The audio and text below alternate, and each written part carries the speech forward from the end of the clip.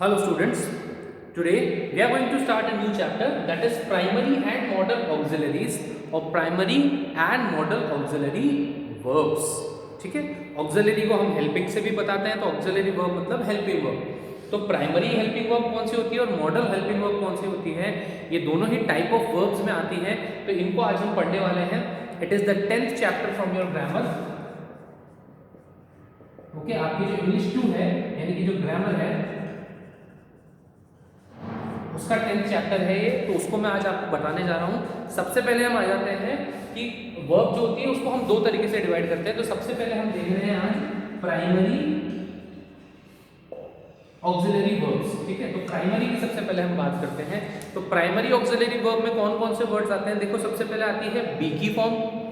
तो बी की form present में क्या लगती है और पास्ट में। उसके बाद डू से क्या प्रेजेंट में बनता है, क्या पास्ट में, और हैव से क्या प्रेजेंट में आ सकता है और क्या पास्ट में। ये तीनों ही हमारे जो है ये प्राइमरी ऑक्सिलरी वर्ब्स में आती है। जैसे कि जब भी मैं आपको बोलता हूँ कि बी की फॉर्म, तो बी की फॉर्म का मतलब क्या होता है, बी की फॉर्म का मतलब होता है इज एम आर या वॉज वर।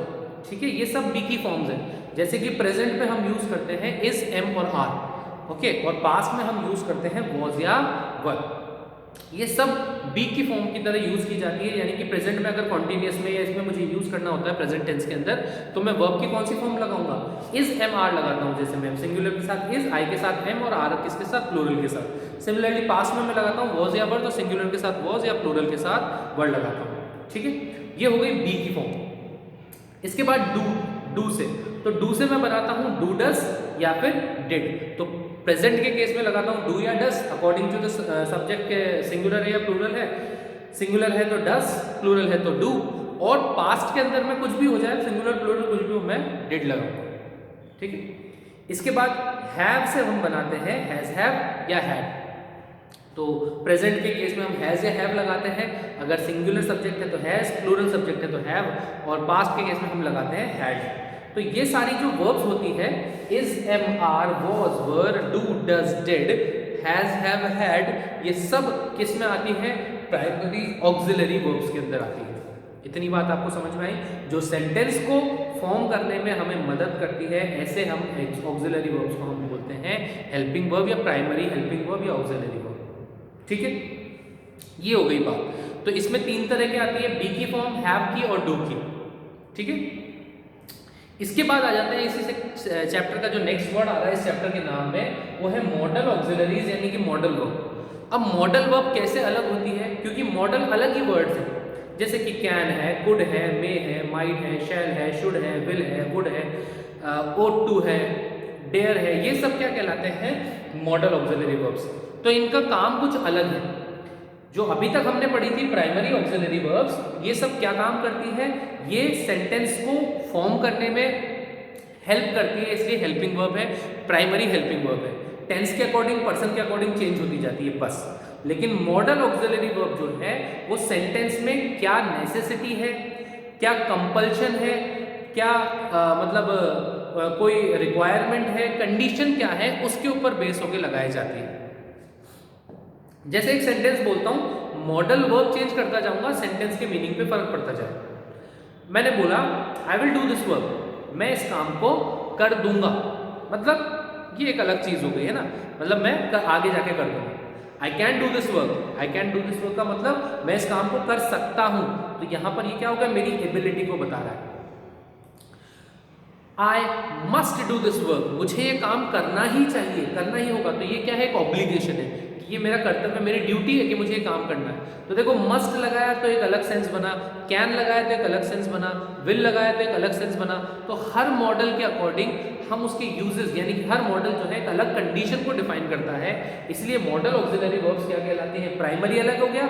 अब मॉडल क्या करता है, सेंटेंस की सिचुएशन के अकॉर्डिंग लगाया जाता है। तो सबसे पहले मैंने आपको बता दिया है कौन कौन से वर्ड जो है वो मॉडल्स होते हैं, जैसे कि can, could, shall, should, will, would, may, might और डेयर, ओट टू, ये सब क्या कहलाते हैं, मॉडल्स कहलाते हैं। तो अब हम एक एक को पढ़ेंगे थोड़ा सा डिटेल के अंदर। जैसे कि मैं सबसे पहले जो है आपको यूजेस बताता हूँ विल के।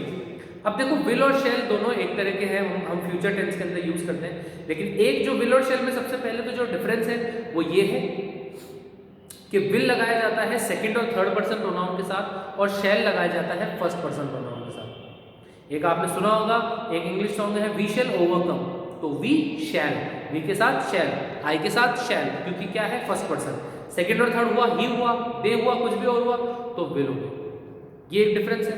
इसके बाद विल जो है वो कैसे कैसे विल जो है सिंपल फ्यूचर एक्शंस को बताने के लिए फर्स्ट पर्सन जहां एम्फसाइज करता है वहां पर हम विल को लगाते हैं। इसके बाद जो है विल प्रेडिक्शंस को बताने के लिए भी यूज होता है। विल जो है थ्रेट को भी बताने के लिए यूज होता है। जैसे अगर फर्स्ट पर्सन है लेकिन थ्रेट है तो वहां विल आ सकता है। जैसे मैं बोल सकता हूँ आई विल किल यू, है ना, तो ये एक थ्रेट है, तो वहाँ आई शैल किल यू बोलेंगे तो वो फीलिंग नहीं आएगा, तो विल वहाँ लगा सकते हैं। थ्रेट के केस में विल जो है फर्स्ट पर्सन के साथ लग जाता है, इट इज एन एक्सेप्शन। तो ऐसे विल को कहाँ कहाँ यूज कर सकते हैं वो हमने देखा, ठीक है। विल को हम जो है सिंपल फ्यूचर एक्शंस को बताने के लिए for second and third person we can use will. Desire या विलिंगनेस को बताने के लिए हम विल को यूज कर सकते हैं कि कोई इच्छा है मेरी, उसको I will be glad to teach you, ये मेरी इच्छा है, मुझे बहुत अच्छा फील होगा कि मैं अगर आपको पढ़ा पाऊंगा, ठीक है। कोई डिसीजन हमने लिया है तो उसको बताने के लिए हम विल को यूज कर सकते हैं, ठीक है। So all these are uses of will.